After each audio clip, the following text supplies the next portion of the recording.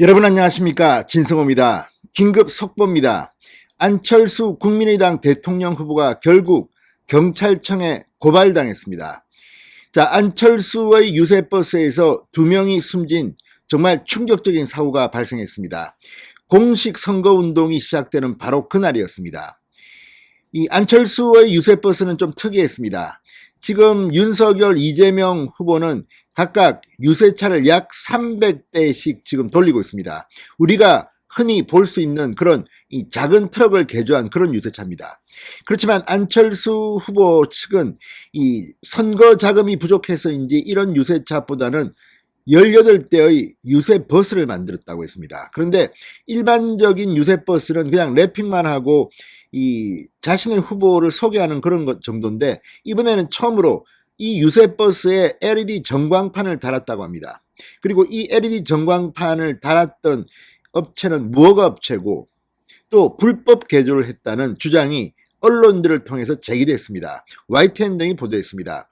자, 그리고 이렇게 무허가 업체가 제조한 불법 개조 유세 차량에서 운전기사 1명과 당원 1명이 숨지는 그런 참변이 일어났습니다. 원주에서도 이 정신을 잃고 거의 엿새 만에 의식이 회복되는 그런 중환자가 발생하기도 했습니다.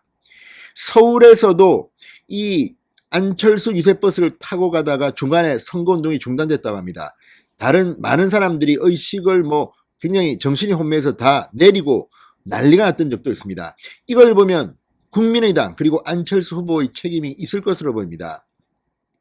실제로 이 사고가 난 뒤 각 언론들은 이 안철수 유세버스 기사들의 양심선언 인터뷰를 잇따라 내버렸는데 안전수칙 교육도 없었다, 이런 주장들도 나왔습니다. 따라서 이번 이 사건에서 안철수 후보가 자유로울 수 있을 것인지, 지금 안철수 후보는 숨진 당원의 유지를 받들어서 완주하겠다고 했는데 그건 조금 다른 차원의 이야기입니다. 그것과 이 유세버스 참사에 대한 책임을 안철수 후보가 지느냐는 것은 별개의 문제입니다. 자, 야권단이나 다 좋습니다만 이와 별개로 안철수 후보는 이번 사건으로 경찰 수사를 받으면 처벌 가능성도 없지 않아 보입니다. 이미 고용노동부가 중대재해법 위반 의혹을 살펴보고 있습니다. 조사에 들어갔습니다. 경찰도 지금 수사를 하고 있습니다. 그런 가운데 시민단체가 안철수 후보를 경찰청에 고발했습니다. 진성호의 융단 폭격 시작합니다. 안철수 국민의당 대통령 후보를 융단 폭격합니다. 방송에 앞서 아직 진성호 방송에 구독자가 아니신 분은 붉은색 구독 버튼 눌러주십시오. 더 좋은 방송으로 보답하겠습니다. 시민단체 서민민생대책위원회가 오늘 안철수 대표를 이 유세버스 사고와 관련해서 중대재해처벌 등에 관한 법률 중대재해법 위반 혐의로 경찰청에 고발했습니다. 서민민생대책위는 그동안 김재동, 김진욱 공수처장, 박능우 복지부 장관, 아무튼 이렇게 이 고발을 했던 그런 시민단체입니다. 이 친박의 핵심이었던 정가윤 전 국회 부의장이 이 민생대책위원회 위원장으로 선임된 적도 있습니다. 지금도 하고 있는지는 모르겠습니다. 자, 그러면 이 서민민생대책위원회의 성격은 이 친여 스타일은 아닙니다. 그러니까 자유우파 진영과 좀 맥이 닿아 있습니다. 아무튼 이 서민민생대책위원회가 안철수 후보를 고발했습니다. 서민민생대책위원회는 유세 차량 기사들이 유세 기간 차량 이동 동선과 정차 시간 등에 관한 지시를 안철수 후보에게 일상적으로 받은 사실에 비춰볼 때 안철수 후보가 원청이고 차량 기사는 하청업체라고 말했습니다. 대책위는 사고 유세 차량의 시동이 켜진 데다 후보의 선거운동 영상이 담긴 대형 LED 스크린 설치에 따른 자가발전 장치가 작동되고 있어 중대재해법 위반에 해당한다고 밝혔습니다.